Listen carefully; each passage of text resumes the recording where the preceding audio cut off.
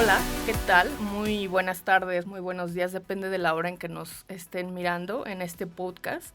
Bueno, pues vamos a arrancar con un proyecto muy bello que tenemos desde CIMAC Noticias y tiene que ver con entrevistas a mujeres que transforman sus realidades y también que transforman la realidad de otras más y que están desde luego en la lucha feminista, en el género y bueno, pues desde cada latitud haciendo la diferencia. Y me da mucho placer entrevistar y darle la bienvenida el día de hoy a Marcela Gaviud. Ella es una periodista argentina, bueno, pues que tiene mucho que platicarnos, mucho que contarnos. Ahora iremos hablando de la red de periodistas argentinas a la que pertenece y también todo el trabajo que desarrolla en la academia.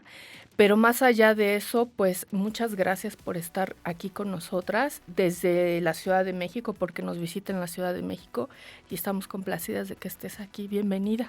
Bueno, muchas gracias. Yo también estoy muy contenta de estar aquí en CIMAC y de conocer a todas las compañeras, a quienes, bueno, ya se los dije antes, pero que es muy importante todo el trabajo que hacen desde aquí, desde México, tanto desde la comunicación, el periodismo, como también de revalorizar y cuidar los derechos de las periodistas y bueno, y denunciar los casos de violencia hacia periodistas y las desapariciones y los asesinatos que sufren en este contexto que viven, ¿no? Hay tantos fenómenos que tendríamos para platicar. Vamos a ir desilvanando cada uno de ellos. Vamos a hablar de Argentina, de la situación de las mujeres en Argentina. Hay que hablar del arribo de la ultraderecha a nivel mundial. Ha sido apabullante esta arremetida violenta contra, sobre todo de esta ultraderecha que tiene una agenda conservadora y que tiene que ver, bueno, pues en contra de los derechos humanos de las mujeres ganados a lo largo de muchas décadas y que se están viendo empañados. Podemos hablar de eso que sin duda nos está atravesando en América Latina, pero en el mundo general. Yo te quiero preguntar, Marcela, ¿cómo están viviendo en este momento las mujeres en Argentina con la llegada de Milei y este desmantelamiento de instituciones que les ha costado tanto a las mujeres llegar a esta construcción? Y en un santiamén las veo o se mira desde acá, desde la Ciudad de México, donde estamos, pues derrocarse en muy poco tiempo. ¿Cómo están viviendo hoy las mujeres argentinas allá en el Cono Sur esta situación? Y estamos preocupadas, ¿no? Preocupadas, en estado de alerta permanente, casi te diría, por esto que mencionabas, que es el desmantelamiento de políticas públicas que supimos construir a lo largo de muchos años, recuperando también la historia de mujeres que vinieron antes que nosotras, que sembraron esas semillas que después hicieron que las que veníamos después pudimos revalorizar y construir finalmente políticas públicas desde el Estado. Y eso es por un lado desalentador porque vimos que muy rápidamente un gobierno al que no le parece que tenga que el Estado preocuparse por el 52% de la población, desmanteló todas esas políticas públicas que tenían que ver con protección, con asistencia, con acompañamiento a distintas políticas que tenían que ver sobre todo con violencia de género, ¿no? Que es como lo más extremo, que es la violencia de género hacia las mujeres y las diversidades también, que son los femicidios, y la asistencia a las familias, la asistencia a hijos e hijas que quedaron huérfanos o huérfanas producto de esa violencia, sea porque sus mamás fueron asesinadas, pero además porque su papá se suicidó o terminó en la cárcel, ¿no? Entonces, como toda esa situación es muy compleja, Pero bueno, también buscando estrategias de ver cómo seguimos resolviendo situaciones a pesar de que a nivel nacional no estén priorizadas esas políticas, ¿no? Hay que decir que, por ejemplo, yo vivo en la provincia de Buenos Aires y nosotros en la provincia seguimos teniendo un Ministerio de Mujeres y Diversidad, que sigue tratando de sostener eso que había hecho el gobierno nacional anterior, profundizando algunas, pero siempre con el problema del presupuesto, ¿no?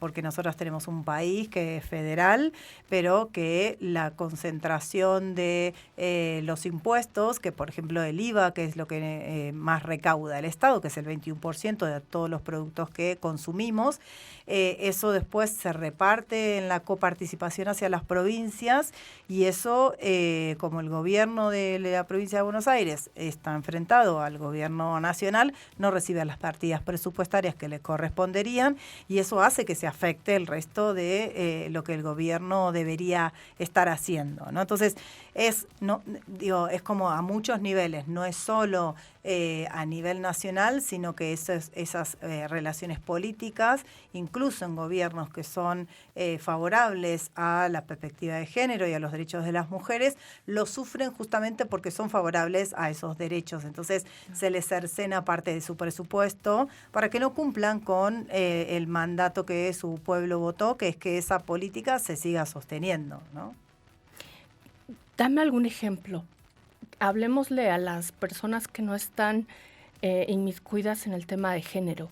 Es decir, yo desmantelo desde el poder un ministerio de las mujeres. ¿Cómo le afecta a la población de mujeres argentinas el que hayan desmantelado eso? ¿Qué efectos tiene directamente? Bueno, un efecto de eso era el programa Acompañar. El programa Acompañar era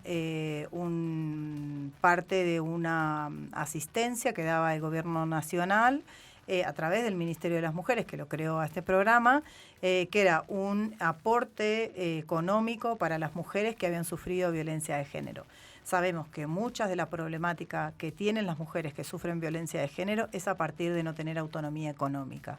Entonces, este ingreso les permitía a las mujeres poder irse de los lugares de donde sufrían violencia, les daba autonomía, pero además había otro programa que complementaba, que era para aquellas mujeres que quisieran realizar algún emprendimiento. Entonces, les daba un salario mínimo fijo para que pudieran vivir, pero además las capacitaba y les daba otras herramientas para que pudieran autoabastecerse sin tener que depender del violento que las había intentado o matar o que ejercía violencia de género hacia ellas y sus hijos e hijos. Ese es un ejemplo, ¿no? De eso ya no existe más. Es la diferencia entre la vida y la muerte, es encerrarla con el agresor. Exacto, exactamente, ¿no? Entonces, claro, cuando dicen no, disminuyeron las denuncias por violencia y no hay ministerio, y sí, porque ¿qué van a denunciar? ¿En qué contexto una mujer va a ir a denunciar que sufre de violencia de género si no tiene a dónde irse, si no tiene red, si no tiene un apoyo económico? ¿Y ¿Cuál para es la qué malla? denuncio, además? Exacto. Si del otro lado no hay nada, ¿quién me va a acompañar? Nadie. El Estado, para esta gestión, no tiene que ser responsable de lo que le sucede a esa mujer en situación de violencia. Se las tiene que arreglar solas. Así es. Esta disminución de los registros por violencia contra las mujeres es un fenómeno que también se está registrando en México. De un momento a otro, de un año al otro, disminuimos de 1,200, 1,500 casos de feminicidio a 700 y cacho que tuvimos en 2025. Y no tiene otra situación que es evitar el registro finalmente, porque la violencia está ahí, lo que se hace desde el poder pues es eso, disminuirla, invisibilizarla, y eso me parece que termina afectando demasiado porque el polvo se barre debajo de la alfombra y es lo único que se hace, y esto pues también termina siendo una olla express que en algún momento tendría que explotar. También podemos hablar, y me gustaría mucho que habláramos del tema de exilio. Hemos hablado con algunas periodistas. Recuerdo que hablamos, si no mal recuerdo, hace un año para acá, con Silvina Molina. Ella ha estado también exiliada de Argentina.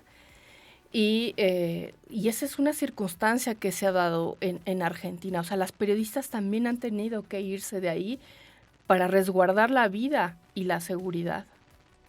Cuéntame un poquito del exilio de mujeres periodistas de Argentina y defensoras, supongo que también está sucediendo.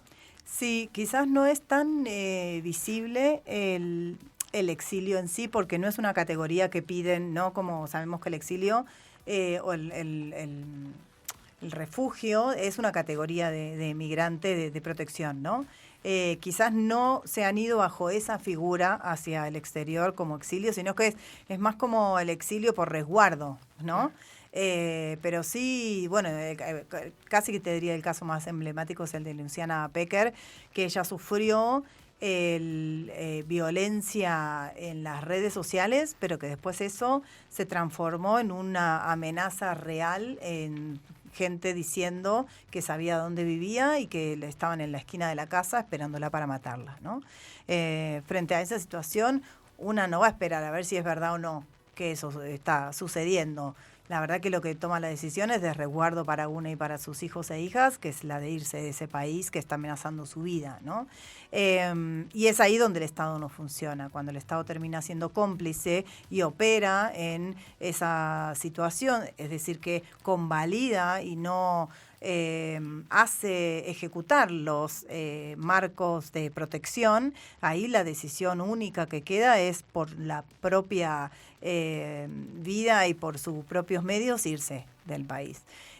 Con el costo que sabemos que tiene irse de un país donde una tiene su propia red, ¿no? Porque nosotras donde vivimos tenemos nuestras amistades, nuestras familias, los grupos de amigas, de estudio, de lectura. Bueno, tenemos nuestra red. Cuando nos vamos de un lugar, esa red la abandonamos. Y lo que nunca se dice es que cuando nos vamos a otro país sin red, estamos solas en esos otros países. Entonces, esa situación es muy impactante para la salud mental de esas mujeres que toman esas decisiones, ¿no? Porque además de sobrellevar la carga de cómo van a abastecerse económicamente, está la carga de que están solas en otro país que no es el propio, que tiene otra cultura, por más de que en el caso de Luciana se fue a España, de que hablen español, pero tampoco es tan fácil conseguir trabajo porque necesitas una visa de trabajo. Digo, los papeles reglamentarios para acceder al trabajo son los mismos en cualquier lado, ¿no? Entonces, el impacto que eso tiene en la vida emocional y psíquica de las personas es muy profundo y eso muchas veces no se habla. Es como, bueno, se fue a vivir a otro país, qué bueno. No, qué bueno no. Si se fue porque tuvo que dejar muchas cosas, entre ellas una historia personal y de vida y de trabajo, para empezar en un lugar de cero, ¿no? Dejar los espacios. Y hablábamos precisamente de eso, de dejar los espacios. Y hoy también la prensa argentina está está enfrentando esa situación de abandono de las mujeres periodistas y lo hablábamos. ¿Me puedes compartir un poco de aquello de lo que platicábamos, de esa falta de mujeres, desde luego desde esta perspectiva de género en la prensa argentina? Sí, un poco tiene como la explicación primero por la precarización laboral que hay en este momento, que es que muchas mujeres sostienen hasta 2, 3 o 4 trabajos al mismo tiempo, entonces es muy difícil tener un trabajo en relación de dependencia en un medio tradicional, radio, televisión o gráfica. Los trabajos están muy precarizados, no solo que están precarizados en cuanto al vínculo laboral, sino que está precarizada el salario, ¿no? Entonces no te alcanza para vivir y por lo tanto tenés que buscar distintos ingresos. Pero por el otro lado, al no ser más tema de interés de agenda las agendas de las mujeres, también es muy difícil para esas mujeres periodistas que fueron históricamente las que instalaron los temas y para las que vinieron después, porque no es que son ellas y nada más las que hablaban, sino que todas las que vinieron después tenían una sensibilidad que abordaban desde diferentes lugares y diferentes noticias las cuestiones de agenda de las mujeres, que no solamente tiene que ver con la violencia, tiene que ver con el cuidado, tiene que ver con el trabajo, tiene que ver con la salud, con la economía, con, no sé, con los espacios públicos, ¿no? Como todos los temas desde una perspectiva de género se abordan de manera diferente, ¿no? Y esas mujeres dejaron de estar en esos medios de comunicación, sobre todo por las condiciones laborales en las que estaban, ¿no? Y eso también hace que las mujeres vayamos perdiendo la voz en esos medios de comunicación porque ellas eran nuestras aliadas, ¿no? Y bueno, y eso se va transformando, porque estas mujeres van buscando otras formas de hacer periodismo, quizás un periodismo que es nuevo y está en construcción, esa nueva forma, pero que también hay, hay como dos cosas, pienso yo, como una pérdida de visión estratégica por parte de las organizaciones que hacen incidencia en temas de las mujeres, que no supieron ver este escenario y no supieron acompañar y apoyar a esas mujeres periodistas que eran claves para instalar los debates que esas organizaciones trabajan y que inciden. Pero también por el otro lado creo que este contexto en el que estamos de neoliberalismo extremo y capitalismo financiero y el de sálvese quien pueda y merecimiento, también va haciendo que se vayan perdiendo solidaridades hacia adentro de los medios de comunicación, ¿no? Porque además no solo competís con colegas periodistas, sino también con la inteligencia artificial, cuando ves que la cantidad de notas que salen en los medios no tienen firma. Y te das cuenta que esas notas no están escritas por personas, ¿no? Porque no tienen fuentes, porque no hay voces, porque no hay datos muy claros, y eso está escrito por una inteligencia artificial. Entonces es muy cruel el mundo del periodismo, por lo menos como lo conocíamos hasta este momento. Claro, nos está llegando una revolución también tecnológica. Las mujeres, desde el algoritmo patriarcal, que te limita también como fuente finalmente, y tú sabes de eso con el, si me permites, con el GMMP, no sé qué resultados tuviste en Argentina. Nosotras también tenemos desde acá, porque acabamos de tener la presentación de resultados, y bueno, las mujeres no superamos desde luego nuestra presencia en 30% en los medios de comunicación. Esa es una cosa.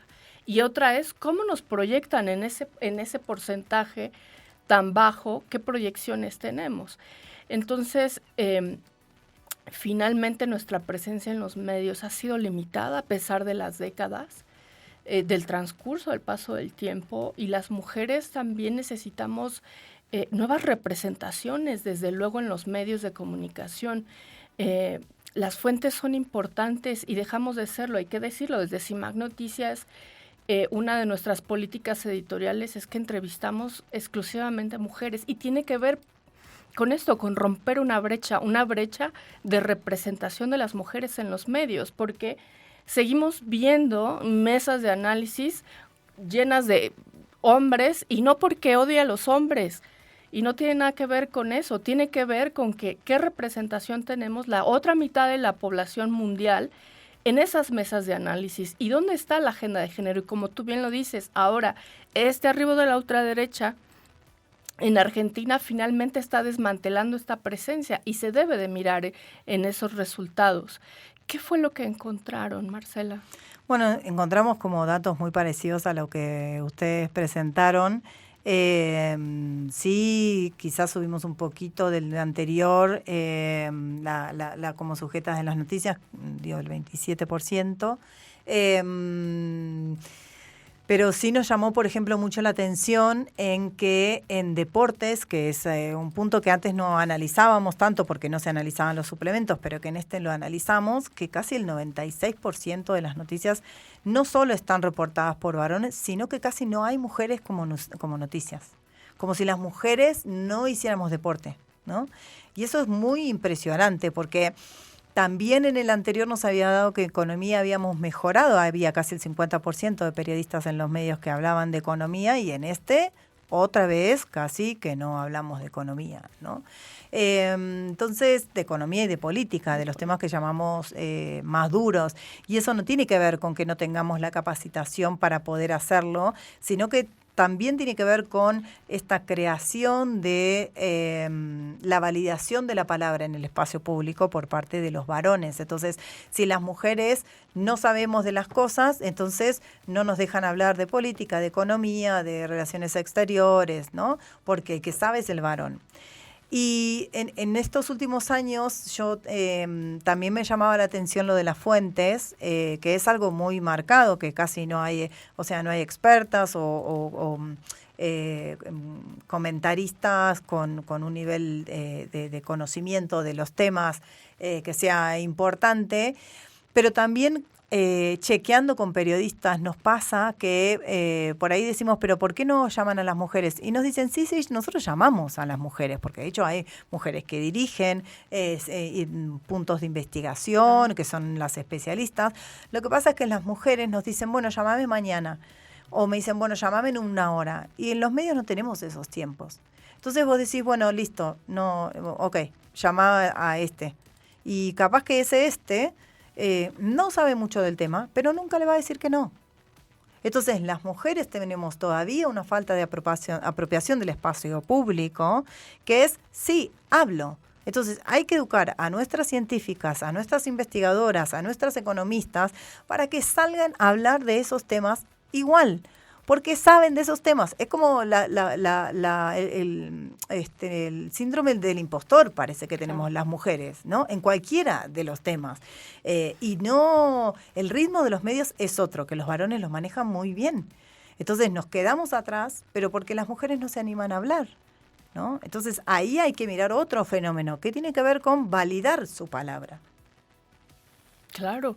Eso yo creo que nos pasa a todas, desde la reportera, de la periodista que lo está haciendo y creer que eres capaz de generar ese texto, esa entrevista, lograrla, y además que pase el filtro editorial, porque si tienes tu jefe editor, hombre, pues todavía tienes ahí otro filtro importante. Entonces, me parece muy importante que digas esto, porque sin duda tú eres una mujer que tiene la propia palabra bien validada, y me gustaría que hablaras un poco de tus investigaciones. Por ejemplo, lo que encontraste en el último viaje del Darién, quiero que nos platiques un poco de qué encontraste ahí. Bueno, fui al Darién en noviembre del 2024 y es importante decirlo porque la situación cambió muy rápidamente con la asunción de Trump en Estados Unidos. Cuando fui, acababa de ganar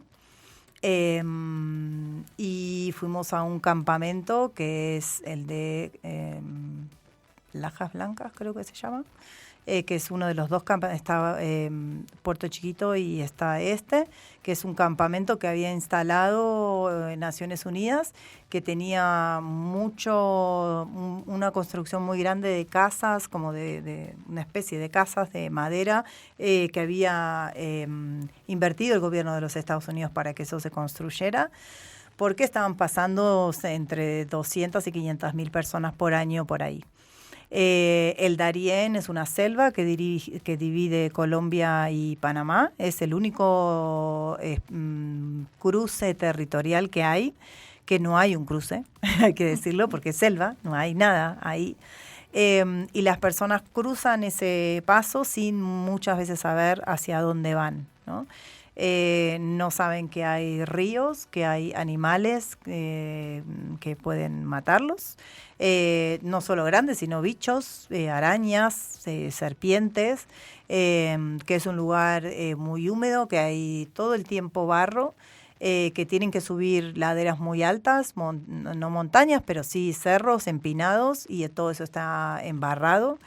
Que probablemente tengan que dejar casi todas las cosas con las que entraron y se queden solo con la mochila que llevan y sus mínimas pertenencias, y que en el camino las van a asaltar, las van a violar, tanto a hombres como a mujeres, a niños y a niñas, porque hay crimen organizado que asaltaba, por lo menos en ese momento, los convoys de personas que entraban y se dirigían hacia el otro lado de la selva, que era Panamá.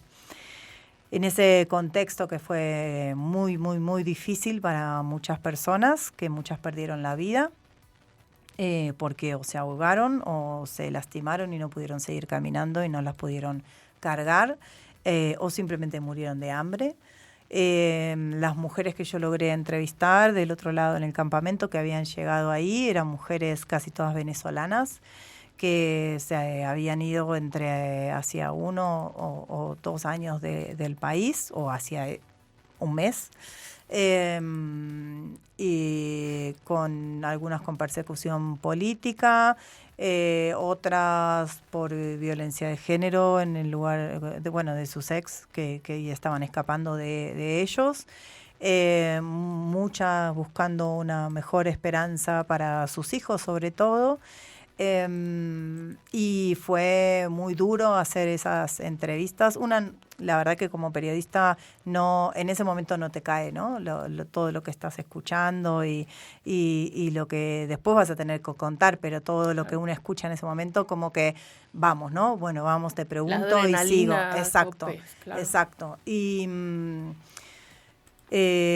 a mí lo que me sorprendió de ellas y que me sigue sorprendiendo es la entereza y la dignidad que tienen para buscar un futuro para sus hijos. Porque ni siquiera ninguna dijo yo quiero estar mejor. Yo me voy, hago esto por mis hijos y mis hijas, porque se quedaron mis hijas y yo voy a trabajar para poder hacerles una habitación, para que tengan ropa, para que puedan comer, para que puedan ir a la escuela o estudiar en la universidad, ¿no? Y eso me impactó bastante porque es algo que las mujeres a veces no dimensionamos la entrega que hacemos por nuestros hijos e hijas, ¿no? De las que entrevisté, solo una no era madre, era una chica contadora que había salido del trabajo, había ido a su casa y había hecho la mochila y se había ido con 2 amigos más a cruzar el Darién. O sea, había hecho todo ese recorrido y todo ese recorrido lo hacen a pie, ¿no? De Venezuela, a veces toman buses, pero en general lo hacen caminando. Y sí es después fue muy desolador ver cuando en enero cierran el CBP One y el ingreso porque no llegaron. ¿El objetivo de estas mujeres a las que pudiste entrevistar era llegar a Estados Unidos? Sí, era llegar a Estados Unidos. Solo una me dijo, no, me parece que me quedo en Costa Rica, pero porque ella estaba huyendo de su ex marido, que le había intentado matar 2 veces. De hecho, tenía las cicatrices en su cuello y en su cara del intento de asesinato por parte de su ex marido. Y ella estaba escapando de él. O sea, a donde ella pudiera instalarse y estar tranquila, se quedaba. Pero después el resto, todas a Estados Unidos. Cuéntame, Marcela, ¿y cómo fue después de que pasa la adrenalina? Ya traes todo el material como periodista, todo el bagaje, porque finalmente lo traes en el cuerpo, el sentarte y enfrentarte de nueva cuenta, ya sin esa adrenalina, cada una de estas historias y poder escribir cada una de ellas. ¿Cómo fue ese proceso? Pasó un tiempo. Porque nosotros, el proyecto con el que íbamos, como en el que hicimos esto, fue un proyecto de UAC, que es la Asociación Mundial para la Comunicación Cristiana, que estaba financiado por UMCOR también, y el proyecto tenía varias etapas. Una era hacer las entrevistas, otra era un taller de capacitación con periodistas en Bogotá y con organizaciones para saber cuáles eran sus problemáticas a la hora de abordar estos temas o vincularse para dar a conocer ciertas historias en los medios. Entonces yo de Panamá me fui a Bogotá y ahí cuando llegué me pasaron 2 cosas. Una, que estaba en el avión y me empecé a sentir angustia y me puse a llorar, y cuando bajé del avión le dije a mis compañeros y compañeras que yo estaba llegando muy mal al hotel, que supieran que necesitaba contención. Y así fue, me contuvieron y pude hablar, porque claro, hasta ese momento eso fue el sábado, el domingo al mediodía yo volé para Panamá y no había podido hablar todo esto con nadie. Y después, claro, me di cuenta que estaba en altura. Y entonces toda esa sensación también que yo estaba sintiendo en el cuerpo era porque me estaba afectando la altura, porque estaba llegando al lugar más alto del que yo vivo, al nivel del mar. Entonces eran como dos cosas, una más biológica que me pasaba y otra más de la angustia emocional que estaba pasando. Y después cuando volví a casa como a la semana tuve pesadillas durante una semana y hablé con un amigo y que él trabaja los temas de migración y le dije, bueno, ¿cómo haces vos para zafar de esto, para que no te afecte tanto? Y me dijo, habla con alguna amiga y fíjate a ver qué es lo que te está angustiando, y así lo hice. Y me di cuenta que lo que más me había angustiado o lo que estaba en mi inconsciente era que nosotros teníamos un fondo para colaborar con algunas de las mujeres porque nos daban su testimonio, ¿no? Como una ayuda, una donación. En el campamento era muy difícil hacer eso porque me podían acusar de trata de personas, que es que yo le estoy dando plata a una persona para que salga de ahí. Entonces lo que hicimos fue entre varias personas, sobre todo una que era panameña, que podía usar su tarjeta de crédito, le pagamos el pasaje a 5 familias, porque lo que sucede es que las personas llegan al campamento y para salir de ese campamento y llegar hasta Costa Rica tienen que pagar $60 por persona para subirse a los buses que hay ahí. Si no los tienen, porque a la mayoría, como les decía, les roban en la selva, tienen que esperar que a la familia les mande ese dinero. Entonces, estas familias a las que nosotras les pagamos no tenían ninguna familia que les mandara dinero y hacía por lo menos 15, 20 días que estaban en el campamento. Y la culpa que tenía era de no haber podido ayudar a más, cuando no es nuestra tarea esa, pero lo cierto es que frente a nuestro privilegio de clase que tenemos, digo, somos periodistas, que fuimos a la universidad, que tenemos un lugar donde vivir, un trabajo, y que no tenemos que salir corriendo en algunos casos porque vivimos en el lugar en donde queremos, ¿no? Y todo eso me estaba pesando, pero sí me ayudó poder hablar de esa situación. Con lo cual eso fue como en noviembre, y en diciembre, enero me puse a escribir los guiones del podcast para después ir grabando y hacer los materiales. Así que ya cuando tuve que volver a escuchar sus historias, ya no me pesaban tanto. Y le estaba dando como otra forma a esas voces que yo había escuchado y podía darles el protagonismo que era la intención que tenía en ese inicio cuando hicimos las entrevistas. Ahora que escuchaba tu relato, lo comparto tanto, Marcela, porque durante mucho tiempo yo cubrí aquí en CIMAC migración. Entonces estuve en una ruta migratoria siguiendo a las mujeres, pero te hablo de hace 20 años. Sí. Entonces estuve siguiendo a las mujeres que venían de Centroamérica antes de la crisis de derechos humanos migratorio que dejó finalmente esta administración de Donald Trump. Y ya se percibía esa situación tan dolorosa. Y me tocó ir desde Guatemala y pasar todo el territorio mexicano por ambas zonas para el norte hasta la frontera con Estados Unidos. Y estuve un tiempo en la selva, finalmente, donde cruzan de Guatemala a México, y escucharte me volvió a sensibilizar de aquel momento. Y uno de los datos que revelamos en aquel momento fue que las farmacias de esa zona, porque también es una zona selvática, que no hay un camino, sino que lo hacen al andar estas mujeres. Bueno, y de todas las bandas de traficantes, de personas, redes de trata, en fin. Las farmacias de las comunidades aledañas estaban vendiendo un kit violación.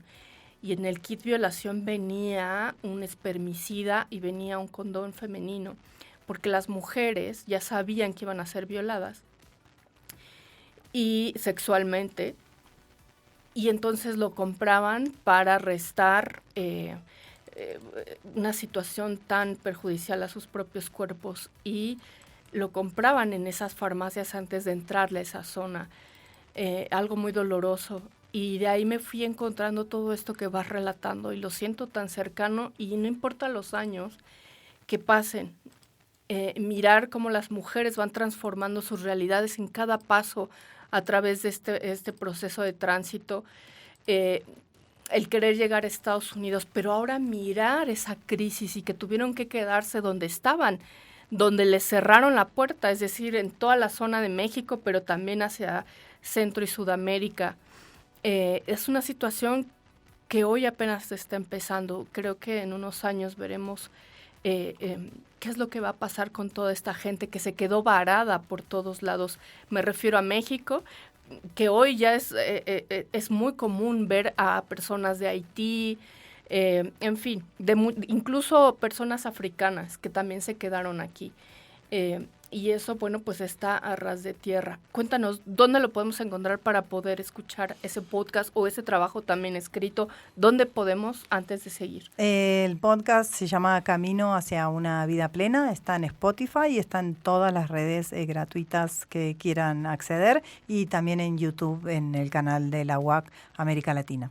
Bueno, pues lo vamos a retomarlo desde CIMAC Noticias para poder mirar lo que está sucediendo, porque además las mujeres hoy, precisamente hablando del periodismo, son las que le están dando la voz a las víctimas, son las que están dando la voz a la descentralidad, las que están apostando por no entrevistar a los poderosos, sino a aquellas personas precisamente que a ras de tierra transforman la realidad de otras, de sus propias comunidades. Y sin duda las mujeres han hecho una diferencia en el tema migratorio y verlo desde esta perspectiva, además con la que tienes, pues será fabuloso encontrarlo.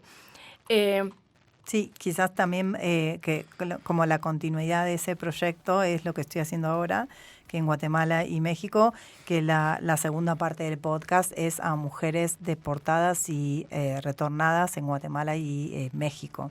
Así que por eso también estoy acá.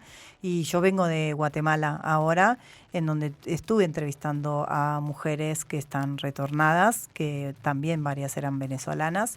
Y algo muy maravilloso que me pasó, esas cosas que uno nunca sabe que van a suceder, es que, bueno, primero por un contacto de Pati Galicia, que es la coordinadora del monitoreo en Guatemala, logré hacer el recorrido de Retorno al Hogar, que es un programa que tiene el gobierno de Guatemala, con una de las comunicadoras del Instituto Guatemalteco de Migración, desde que llegó el avión con personas deportadas hasta el albergue que tienen dispuesto para las personas que no tienen dónde volverse, por lo menos pueden estar ahí hasta 48 horas. Así que vi personas bajar de un avión en fila, vestidas de gris, sin sus cordones, con unas zapatillas azules que se ve que les dan en los lugares de encierro y detención, sin saber dónde estaban, ni el horario, ni el día. Y bueno, y ver también la calidez, porque eso también hay que decirlo, ¿no? La calidez con la que la gente de migración de Guatemala les recibía, les daba de comer, les daba calzado, les daba asistencia, y las dos familias que llegaron, porque llegaron una mamá con sus dos niñitos, un papá con su hijo y después una mamá con dos adolescentes. Pasaron por otro lugar, había todo un equipo que estaba destinado a atender a las familias y no hacían el mismo recorrido que los 98 hombres que llegaron, porque son mayoría varones los que llegan, y que hacen todo el recorrido de, bueno, ver en dónde están, les dan un chip de teléfono porque su chip de teléfono ya no les funciona, pueden cambiar su dinero, y después de ese lugar a donde llegan, los llevan a otro lugar que es los que quieren ir, ¿no? Porque pueden irse de ahí a sus casas directamente, pero también los llevan a un lugar en donde le hacen una ficha técnica para ver si hay posibilidades de reinserción laboral. No significa que haya lugar para todos, pero por lo menos, les dan una orientación de a dónde pueden ir y un plato caliente, que es un plato típico de ellos, ¿no? Que muchas veces hace años que no comen sus comidas porque se fueron hace mucho tiempo. Y lo que más me llamó de la atención de lo que me fueron diciendo, porque entrevisté a organizaciones que trabajan con estas mujeres, es que reciben, como muchos varones, y que son los que se quedan más tiempo en los lugares de albergues, porque las mujeres rápidamente vuelven a sus comunidades. Pero ¿qué pasa? Los varones no tienen vínculo familiar, porque en muchos casos rompieron lazos con esa familia, o crearon otra familia, se olvidaron. Entonces no quieren volver a sus comunidades porque no hay nada ahí para ellos. Y de hecho la familia que les quedó ahí tampoco los quiere. Entonces es muy compleja la situación de esos varones, pero las tareas de cuidado que las mujeres asumimos históricamente, estemos en nuestro territorio o fuera de nuestro territorio, hace que esos lazos que mantuvieron con esa familia, porque se hacen responsables de mandar las remesas, sean quienes las contienen cuando vuelven, ¿no? Y además, este plato de sopa caliente creo que les puede reiniciar la esperanza para poder empezar de nuevo, porque tendrán que hacerlo. Y las sociedades que estamos recibiendo a todas esas personas regresadas de Estados Unidos, que le llamen como quieran, repatriadas, deportadas, en fin, pues están generando nuevas sociedades. Exacto. Finalmente. Uh-huh. Están generando nuevas sociedades, nuevas dinámicas, y eso pues nos va a ir transformando. Y mirarlo desde esta forma me parece maravilloso, porque hay que hacer esa lectura de esta crisis humanitaria que estamos viviendo. En cuanto a tema migratorio en América, me parece necesario ir mirando sin duda. Además, todo va cambiando tan rápido dentro del tema migratorio, y con esta situación más, con cada orden ejecutiva que firma Donald Trump nos cambia a veces de una semana a otra, pero sin duda esta lectura será muy importante. Muchas gracias por este trabajo. Antes de concluir, porque ya se nos fue más de media hora, que era el tiempo yo seguiría, 3 horas contigo, querida Marcela. ¿Qué viene para Argentina? Hay que dejar ese mensaje de esperanza, porque ustedes, las feministas, han hecho la diferencia en ese país, y sin duda incluso nos han nutrido hasta acá, nos ha llegado parte de esa marea verde, de esas oleadas verdes nos han llegado. Ha sido maravilloso ver las calles nutridas de estas mujeres haciendo la diferencia. ¿Qué viene? Si ya hablamos de una situación muy adversa, muy compleja, de una arremetida muy violenta de la ultraderecha y conservadora en el mundo, pero no es inmutable. ¿Qué viene para ustedes? Mira, ahora mientras hablabas me acordé de algo que, dirijo una carrera de especialización en políticas de género y diversidad, y fue un debate cuando nos la aprobaron el año pasado de si la abríamos o no. Porque quién se iba a inscribir en una carrera de posgrado que era de algo que ya no era un tema de agenda, ¿no? Y yo insistí porque me parecía que necesitábamos un espacio de reflexión, de contención, de evaluación y análisis, y también de construcción hacia el futuro, ¿no? De pensar en que esto se va a terminar. Ya sabemos que se va a terminar, porque es cíclico, ¿no? Es derecha, centro y así. Y que hay que tener herramientas para poder volver a armar todo.